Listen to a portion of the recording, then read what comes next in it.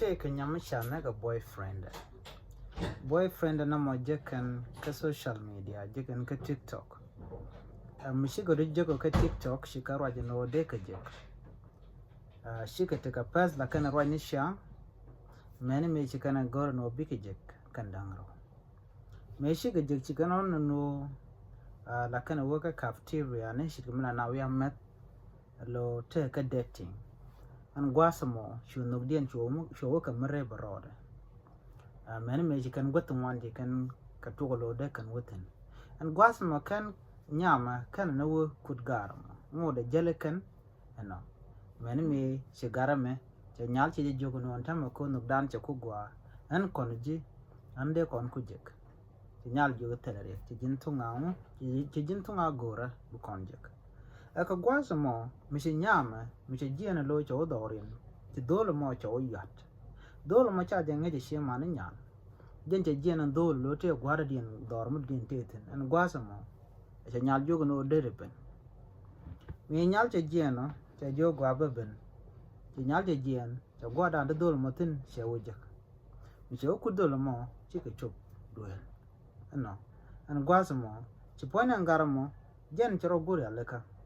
gwada na shola nyal ko banyam be yede be bat ke be banak jen shala no take a deal ke take mi che kana mat kana ko ken an gwasamo chu nyal chu jenung men chal ke laslasa ki soda lo be jamat an soda namo cha jelwa kwinyama je ko dore an gudum mi nyal cha jelwa ngo chi nyal chemo chi nyal cho de long kam de ro de je chu nyama chu kap ka bom ka shu je yan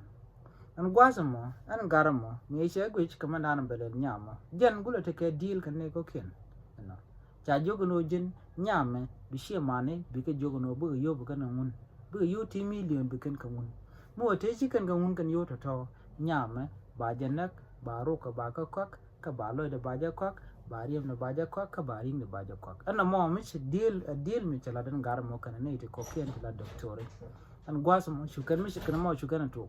me nyam me che har chu nyam jogon ta gur kan mo bu ka yo de ka ko bu rai ka ba kwak ta ba ka ngun mo te chi kan ngun ba jinak an gwas mo chi kan on kami jot kan ka tal po mi kan ya leka an tal po no mo jan tal po nyam me mo che man je la ro na ara mo cha ka kan mo te chi ayo te chi ka ngun ba na ka ne ti cha ne ri jo no ka yo ba ga ja ka de chi kan ga ja ka gwa da na ga ja ka je ko kan ka chur ka nang na ba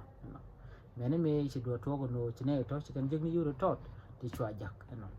an gwas mo chi jan garamo me che ngaje no tana ko ba yo ba ga to cha tan yo ne cha gur no de ga kam ka an gwasamo chu kan ne to chu kan gur no bi kan nyama bi kan yede bi kan ba yo de cha to bala tong mi gwa da kon Nigeria te um cha le beting yan gwa da yo la ya to putin bi kan ga lel ka kara da din che dong di ran jo ga na te yo gur no ba ngun de ka ja ka kan chi kan na ja ka kan din la kan din gurun ba chu jing ra mo te le mi jeng bi ka de an gwasamo chu yo chu ga jak ka garadian ni ka kan ne to to garam chu yo chu ko kamla ga chu kam ne to ne ka gwaze da ne che nyam me je kana kan je ko kan na yat chi kan nyam kan gulna chi ka ro ga na ko kan je le kan ga yar no ka jan nyama cha ngai ka pin ngai je kan ne kon de chore no an dia le na mo dia mi chi kan da le ka chu nyam me chu lu no no